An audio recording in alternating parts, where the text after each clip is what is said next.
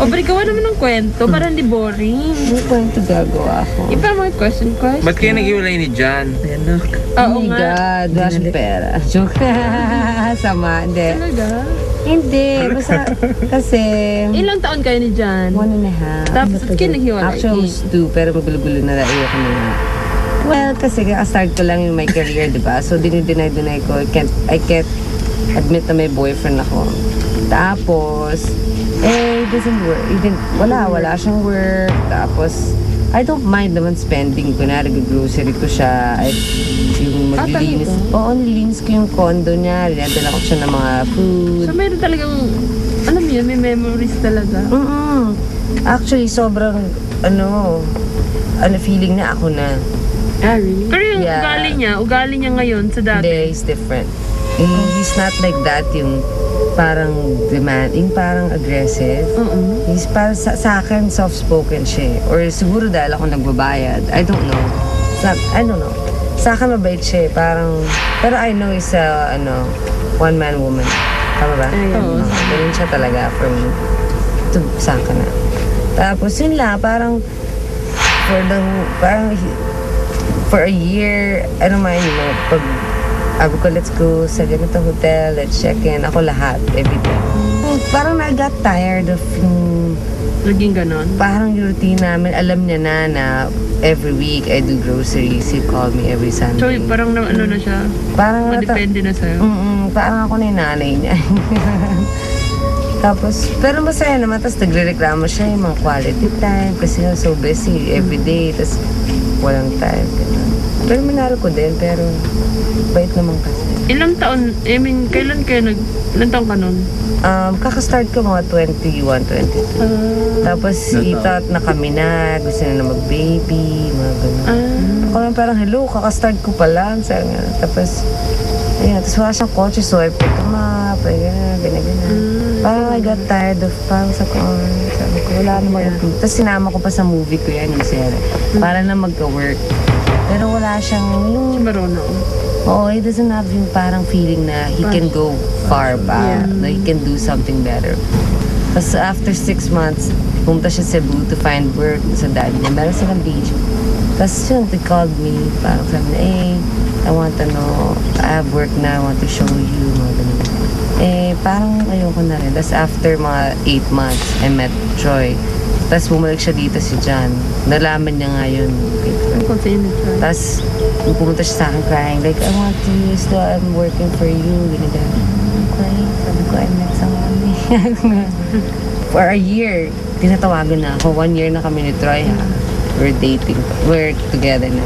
Still calls me. Okay. Tapos one time nag-Cebu ako, may show ako. Nagkita kami, pero wala namang sa restaurant ako. Still want, ganun. Wala eh. Hindi meant to be. Pero I can't say, bad things about him. Kasi sa akin mabait siya. Oo nga, parang ano. Yun nga, yung pinakamaganda ko sa kanila. Kasi sila yung problema mayaman. Alam nila na. So, yun na lang pinaka-chance natin. Na isipin nila, hindi kailangan sa nila. Meron kami usapan ni Ervic na gusto nang dalhin. Nagbago yung decision na gusto nang dalhin. Solen, ako, saka siya.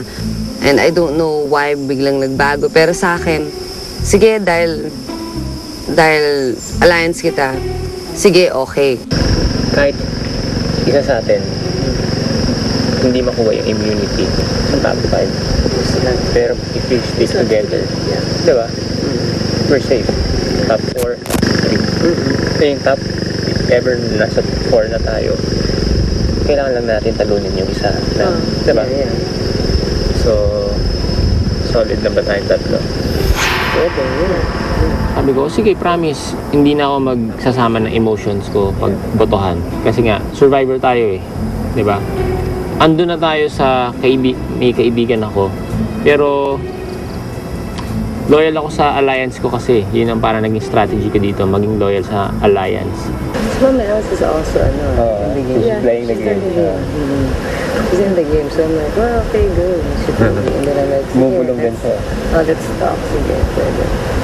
I think Nanay Elle is really a genuine person. She's trying to play the game because Of course, it's always like Solenzo, sino iboto. But everyone else, of course, when you go to the top 3, you want to bring people with you that you have a chance of winning. If I go to the top 3 with Moy and Nael, then I know I'm not gonna win for sure.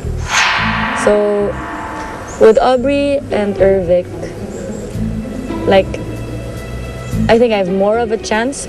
Basta, ito, solid tayo pero hindi natin mamalata kasi alliance pa rin natin sila. Para wag tayo magulo. Yeah, Diba? we have to go to top 5 first. Basta together.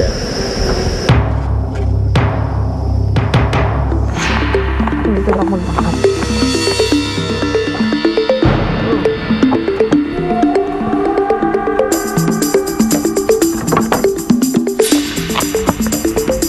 Wow! What's this?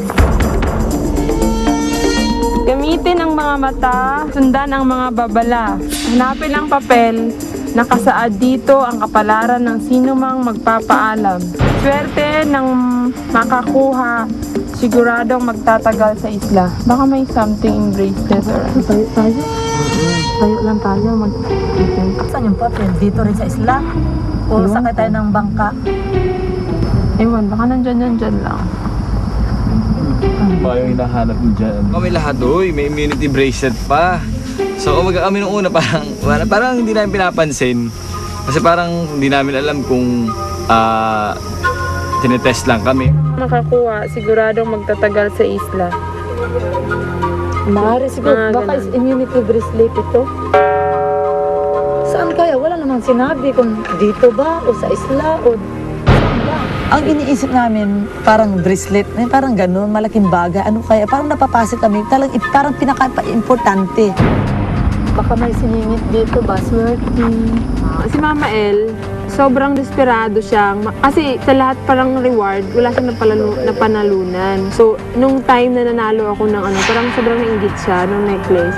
Sobrang nainggit siya kasi hindi naman ako ganun ka-strong, pero nananalo din ako. Tapos siya lagi sinasabi ng strong siya, di ba?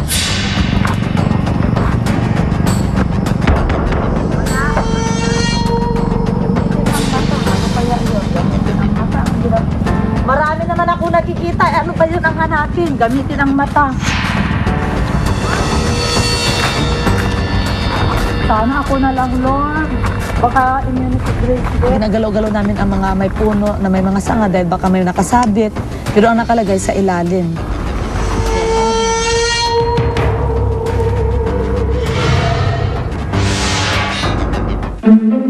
Susunod sa Survivor Philippines. Umano na lang sa utak ko na parang, ano kaya si Mama El, i-joke natin, lokohin natin, gawa tayo ng ano. May ako nag-umpisa ng kwento.